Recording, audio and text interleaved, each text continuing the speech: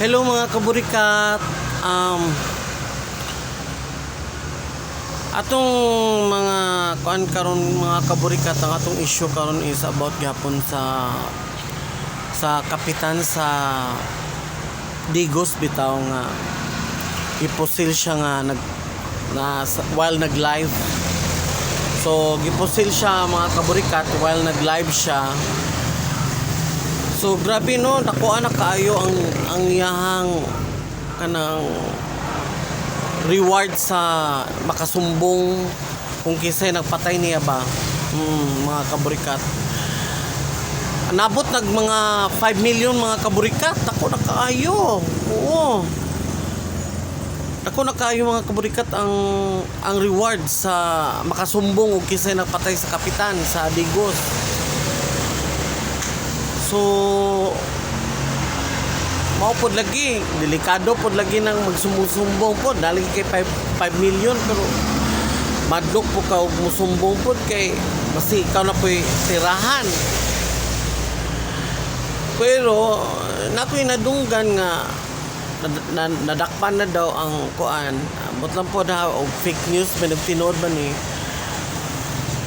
nadakpan na daw tong nagpusil sa kapitan,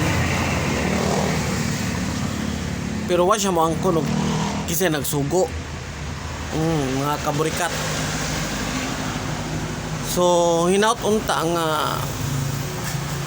kung tinuod nga nanay surrender, much better kung wala pa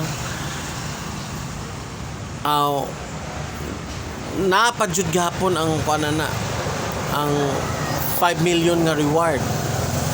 Pero mo lagi na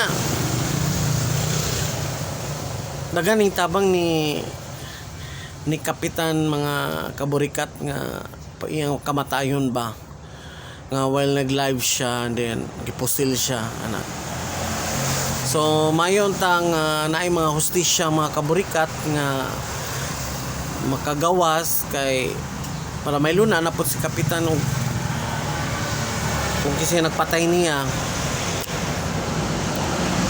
So muna kaburikat itong mga issue karong adlaw nga mo lagi na nga ampo na lamang ta pirmi or yampo na tutong ang nakapustil ni kapitan nga mo surrender. Oo. So I hope na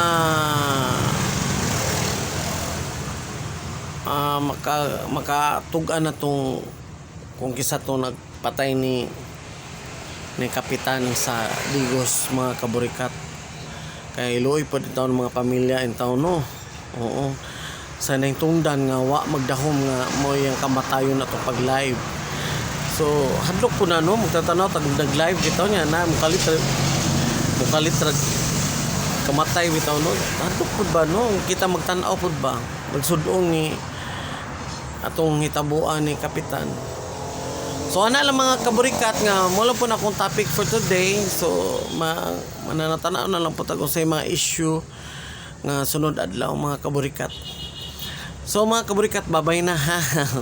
Salamat kayo sa inyo pag-support niyo sa YouTube channel na ako mga kaburikat. Salamat, bye-bye.